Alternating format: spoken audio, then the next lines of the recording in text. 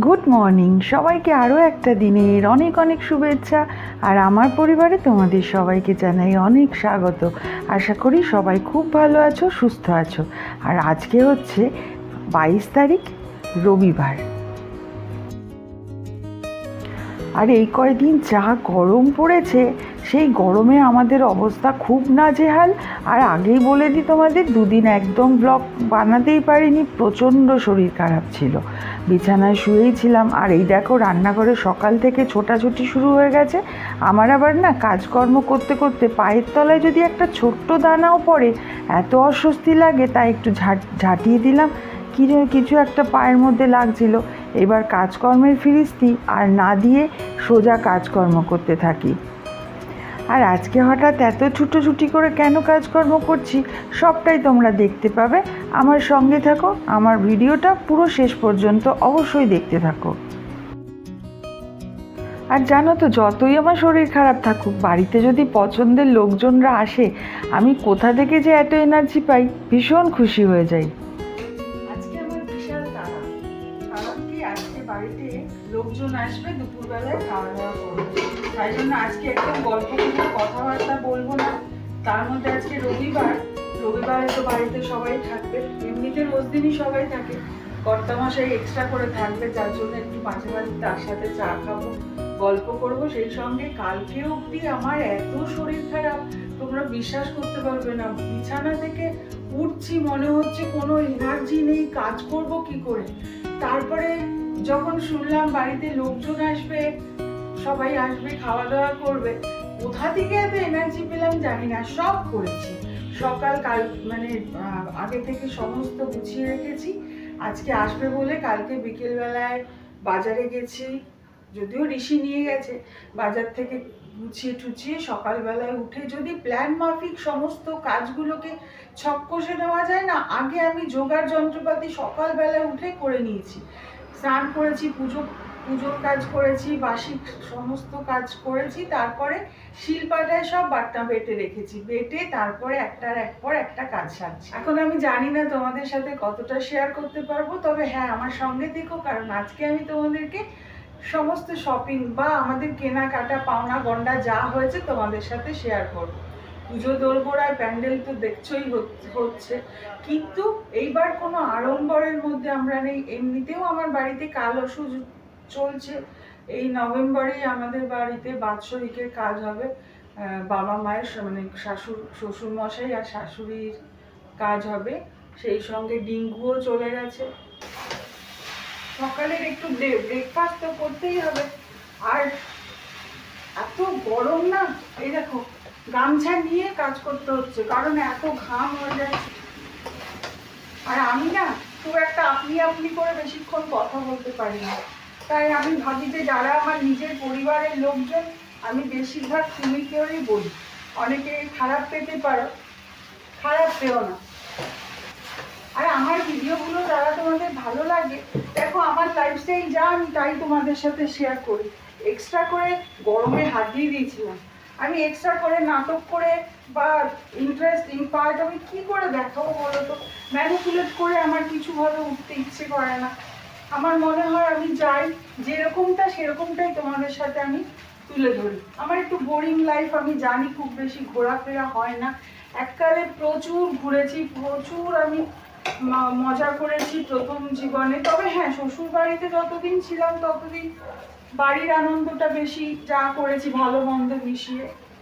আমি দিল্লিতে যখন ছিলাম প্রচুর ঘুরেছি, আর ভাড়া বাড়িতেও প্রচুর ঘুরেছি। কাজে ঘোরা নিয়ে খুব নেই, কিন্তু তখন যদি কাজ আমি ব্লগ বানাতাম, সেই মুহূর্তগুলো আমি লিখে রাখতে পারতাম, তোমাদেরও ভালো লাগতো দেখতে। তবে হ্যাঁ, আশা রাখি আবার হবে, বলো, কোনো কিছু তো শেষ হয়ে যায় না। এখনো বেঁচে থাকি যদি সুস্থভাবে, আবার সব হবে।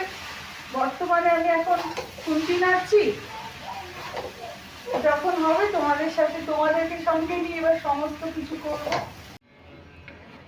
এই যে আমার চাউমিন নিয়ে একটু বসি, কর্তামশাই গেছে বাজারে।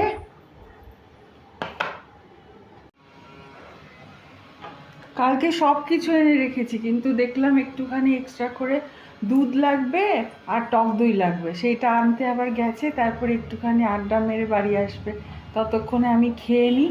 আর এখানে না কেউ আমার সাথে অত ক্যামেরাবন্দি হতে চায় না, কারণ যা গরম না, সব সময় সুন্দরভাবে সেজে গুজে থাকতে পারে না, আর না থাকলে ক্যামেরার সামনে কেউ আসতে চায় না, যার জন্য আমাকে একা একাই বক বক করে যেতে হয়।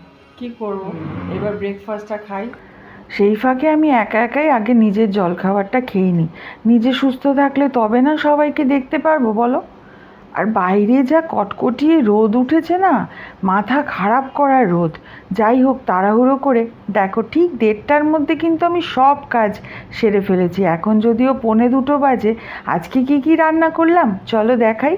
লাউ দিয়ে চিংড়ি মাছ করেছি, এইদিকে কাতলা মাছের পেটি দই মাছ করেছি, এটা পোস্ত আর সর্ষে বাটা আর দই দিয়ে করেছি। এটা চিংড়ি মাছের আলু দিয়ে ঝোল করেছি, এটা চিকেন করেছি, চিকেনের একটু কষা কষা করে করেছি। আর এইখানে করেছি পাতলা করে ধনেপাতা দিয়ে মুসুরির ডাল আর একটু উচ্ছে আলু সেদ্ধ। এই হচ্ছে আজকের মেনু। আর কর্তামশাই চলে এসছে, এসেই যে তিনি চা খাচ্ছেন বাবু মশাই। আর এইদিকে আমি কুমড়ো বেসন সমস্ত রেডি করে রেখেছি, যে আসলে গরম গরম ভেজে দেবো। আর এইখানে রয়েছে ভাত, আর একটা রাইস কুকারেও অনেকটা ভাত রয়েছে। আমি একটু শিম আছে করে ভাপে বসিয়ে রেখেছি, যাতে করে ভাতটা গরম থাকে। নিচে কিন্তু চাটুই রাখা আছে, একদম ডাইরেক্ট আগুনের মধ্যে হাঁড়িটা বসাইনি। বাসন টাসন মেজে ঘর পরিষ্কার করে আমি একদম রেডি কিন্তু 2টোর মধ্যে।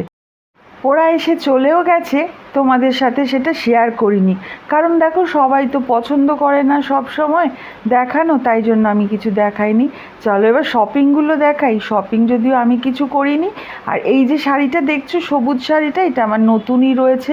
এই কুর্তি আর এই সালোয়ার কামিজটা হয়েছে আমার এইবারের পুজোর জন্য। এগুলো আমি সবই পেয়েছি, আমি কিন্তু কিছুই কিনিনি এবার, যেহেতু আমার কাল ওষুধ চলছে তোমরা তো জানোই। খুব একটা কেনাকাটি তো আমি এবার করব না। এটা আমি কিনেছি একজনকে দেওয়ার জন্য, যাদের যাদের তোমাদের বললে তো চিনতে পারবে না, তাই আর বলছি না। দেখো ভেতরটা বেশ সুন্দর, এটা আঁচল, আর এত নরম, খুব আরামদায়ক কাপড়। এখন আর ভারী কাপড় এই কলকাতা শহরে পরাই যাবে না, এখন সব লাইট ওয়েট হালকা আর ভীষণ আরামদায়ক পরতে হবে। এই শাড়িটাও দেখো আমার ছিল, এইবার পরবো। আগের বার তো পরা হয়নি, এটা আগের বার বছরের পুজোর শাড়ি। এটার কালারটা একদম বোঝা যাচ্ছে না, এটা কিন্তু ভীষণ মিষ্টি কালার। এটা একটা কোটার ওপরে শাড়িটা।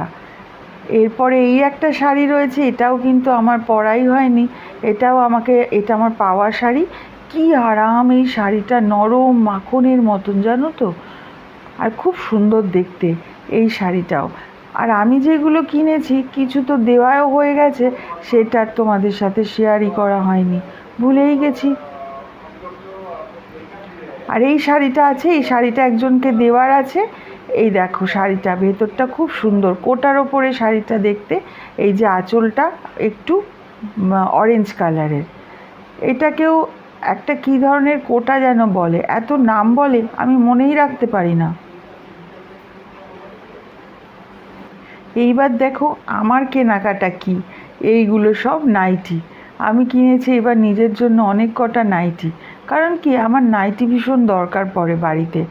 আর প্রত্যেক সময় কি হয়, বেশিরভাগ আগেরগুলো এত লাল লাল হয়ে গেছে, যার জন্য এবার আর লালের দিকেই যাইনি, এবার কিনেছি সমস্ত অন্য কালার। আর এটা একটা হালকা কুর্তি কিনেছি, যেহেতু আমি সব সময় সালোয়ার কামিজ বেশি পরি, এটা একটা হালকা কুর্তি কিনেছি। এটা হচ্ছে বুম্বার শার্ট, আর এরপরে হচ্ছে এটা ঋষির শার্ট, আর এরপরে হচ্ছে এটা বাবুর শার্ট, মানে হাজব্যান্ডের শার্ট। এগুলো কিন্তু সব পাওয়াই হয়েছে, আমরা কোনোটাই কিনিনি।